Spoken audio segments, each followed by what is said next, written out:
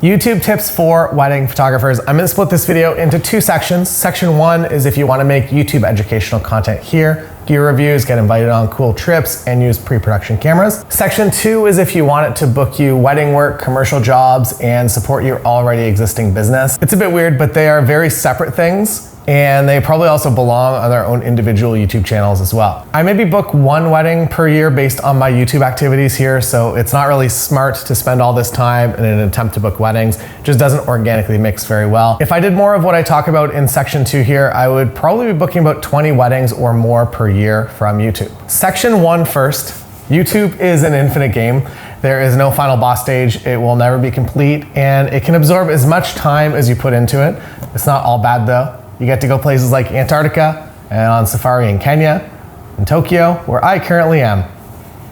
Not in this video, I'm recording this video to edit on the plane later today. But by the time you see this, I will be probably getting nighttime snacks at Family Mart.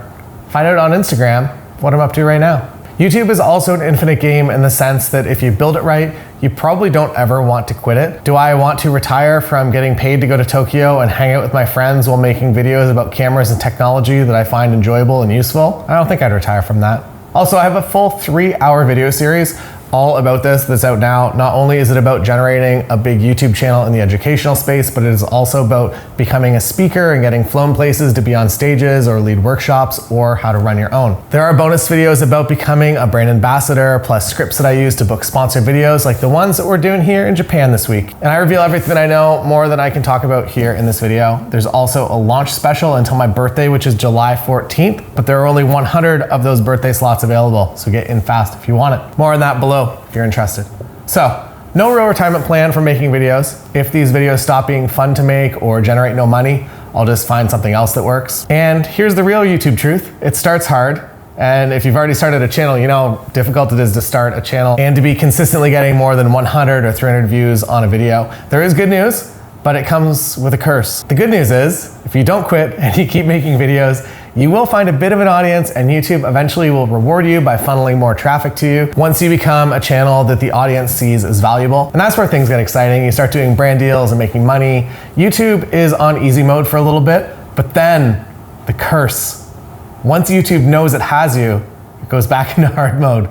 You are now addicted and you cannot leave. And the traffic that was once easy is now sent to other smaller channels to make them addicted to the platform and making videos as well. It's not actually really that bad, but there is for sure a point where things get pretty hard again. This is why you see a lot of bigger creators quitting or taking long breaks. We used to get this exponential growth and it feels really nice, but then when that goes away, you overcompensate by making more content and working even harder for less results. And then you burn out and you start to hate the work that you do. I have a tip to not have that happen. Treat YouTube like a business. I actually have a second channel that I'm going to be talking a lot more about YouTube business things in the future. So subscribe to that if you're interested. Maybe turn the bell on. You'll start getting updates whenever I start uploading more to that channel. But the more you can separate personal feelings from views and likes you're getting on the platform, the happier you're going to be in the long term. And the sad truth of the platform is that passion projects you work so hard on will probably never be as popular as basic gear reviews. I have a massive respect for people like Pauly B who have followed what they love to do rather than just the business side, and they've found themselves in a pretty unique space in YouTube that does eventually pay you. I tried and failed at that over time and continue to fail at that today. Please watch my photography musical. To make a proper go at this side of YouTube, you have to have some passion or love of making videos first, but also understand that once it starts taking too much time away from your real business, it also does have to start generating some revenue. Another key is to start creating for a very specific audience. Do not look at my channel as an example of this. I made a photography musical. A better starting point is to come at it from an analytical and search perspective. Find what people are searching for and the keywords that they're using, and create the content that you want to exist around that. Search traffic drives a lot of my channel, and I think it is one of the more certain ways to grow a YouTube channel. Someone like Emma Chamberlain can upload a video called Cool and get 5 million views, but for me, there's absolutely no way that would ever work. So drop your keywords into the YouTube auto-populate search bar and see what people are looking for. Maybe more importantly here, when you create something with these topics in mind, YouTube knows which bucket to put your content in, and it will help you slowly find that audience that comes back. Next, there are no secrets. You can see what everyone else is doing on this platform. You can see what works and learn from them. Now for long term, It's really nice to be part of a community that talks about YouTube. Most of the people that I talk to every day have channels or do some sort of online content. I just want to give a shout out to Sony here because of Kondo and all the press trips. They're usually the ones bringing a lot of us together for real life friendships. So thank you, Sony, for everything you've done for the Imagen community here on YouTube. Obviously it profits them as well to have us all working together with their products, and they're not just doing it straight for the love of it, but I really do appreciate that. Brand deals I talk more about in the 3-hour video series, but the short of it is they usually start as offers for free products. At some point, you start to ask for money and the product as well. And then after a few projects, you work your way to a rate that you would be happy to receive in exchange for your services. This could be anything from a KEH camera integration to getting paid to use products in the field. There is an important note here. Important note, price yourself fairly from the start. There are only so many companies that will sponsor content in this Imagen YouTube space. And if you start working for one for $100 per video, it is unlikely they will ever think of you when they have a $100,000 budget for a video. The way I started doing my deals was that I would ask for a reasonable rate, but I would also include more things than I would now. So for instance, rather than just a video, it would be a video and a reel and 5 images for them to use in their marketing and a podcast mention, and I get their logo permanently tattooed on my body somewhere. Okay, I didn't do the last one. But if they see you as a bigger player from the start, they will consider you for larger projects. Similar to wedding photography couples will usually anchor how good you are as a photographer based on how much money you're gonna charge. A great photographer is gonna charge them a lot of money. An okay photographer is not gonna charge them a lot of money. Unfortunately, brands kind of think the same way a lot of the time. Now, another sad truth to the industry.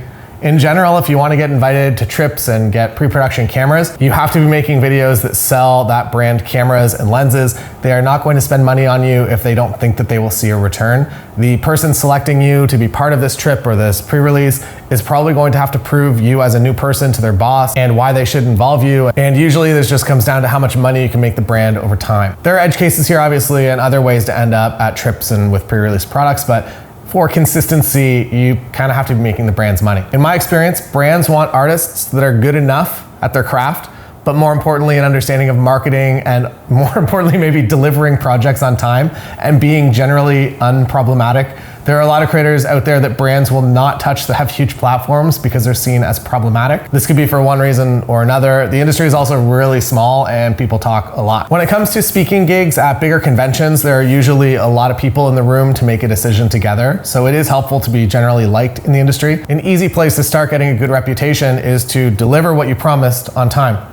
Seems easy, right? For the YouTube side of things, if you're creating videos with good searchable keywords, staying in your lane, and making thumbnails that are interesting and clickable, the game is pretty straightforward. Pay attention to your analytics and let them guide you a little bit. RPM is also a good indicator of what content YouTube deems valuable. So once your channel is monetized, you will have a little bit more visibility on what topics work and which ones do not. Again, much more on all of this section in the 3-hour video series. Get one of those first 100 unless they're gone already. I don't know. I'm currently on an airplane. Section 2, how to book more weddings and work from YouTube. This is the unglamorous route. You're not making videos for an audience of 1 million and you're not going to book brand deals from this. You're making videos for an audience of a few hundred or maybe 1,000 people per year that are researching wedding venues and other vendors. But these will get you paid better and more consistently than anything in section number 1. The behind the scenes style videos that I make here on this channel could easily be made talking directly to new couples. So start getting that behind the scenes footage. If over the next 2 years you make 10 or 15 videos while you're photographing weddings at local venues, the ones that you like the most, this does a lot of great things. One, it makes you blog content and makes you social media content. It creates valuable marketing assets for the people that you work with. Cut a reel for the florist, for the cake person, for the venue, post them in collaboration with them. Then use the footage to make a longer form promo video for the venue. Rather than doing the regular 5 best wedding venues in your local area blog posts, make them videos, do voiceover, or if you can, get in front of the camera, please. It will immediately accelerate you to being an expert in your local wedding industry, and with that comes a lot more trust and couples will be a lot more likely to book you. If you feel uncomfortable in front of the camera, get a teleprompter, type your script, read it. Overall, create pieces of YouTube content that are really valuable for your local market, videos that will genuinely help couples that just got engaged, and even make a full "so you just got engaged, here's your video guide to everything you need to know about getting married here in the local area." Post these videos on your Facebook page as well. Make some short clips for Instagram, or even just post the full thing on Instagram. See if that works. Sometimes it does, sometimes it doesn't. Then when you see which ones are finding the right audience, add some paid ads on Instagram and Facebook and even Google to accelerate their reach. If you want to get even crazier, make a local wedding planning show, visit your favorite vendors and also vendors that you haven't met yet. It's a great way to open up a conversation. If you're emailing them about a theoretical styled shoot that you want their time and money in terms of product for, and you've never met them in real life, they may or may not get back to you. But if you're emailing them to feature them and their work in a video that they can also use to promote themselves, you're probably going to get significantly better response rates. And also, probably start new friendships. The one thing that I've really learned in this industry is if you help others make money, you will quickly become their #1 referral, and it is for sure the fastest way to preferred lists at venues. And now, the fun thing with YouTube is that, well, these are all my general guidelines. You'll probably end up finding even better success experimenting a little bit and creating the content that you want to exist in the world. Something that you would either find helpful right now, or in the case of section 1, something that you would have found really valuable in the early stages of your photography career. If you want way more detail on everything that we talked about in section 1, just building that larger YouTube channel in the photography space and getting flown out to speaking gigs and becoming a brand ambassador, get one of those first 100 slots available. They come with some significant money savings and also a lot of bonuses that will be gone after those 100. Realistically, this video series should have been priced at well over $1,000, but it is not. And as always, 100% money back guarantee. If you get in and it's not for you, just send me an email and I will send your money back.